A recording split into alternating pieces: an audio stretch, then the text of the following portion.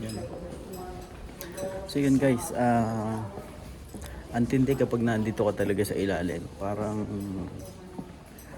kailangan mo maging respect doon sa mga namatay. Ramdam na ramdam mo dito na yung bawat isang pumapa rito nakikidalamhati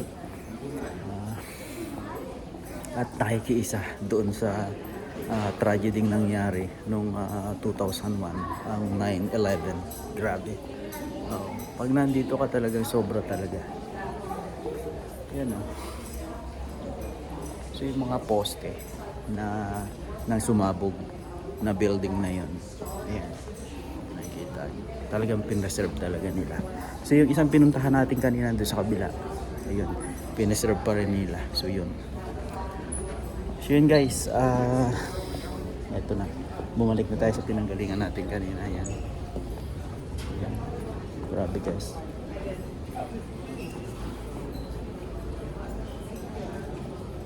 Ito na nga. Ito na tayo.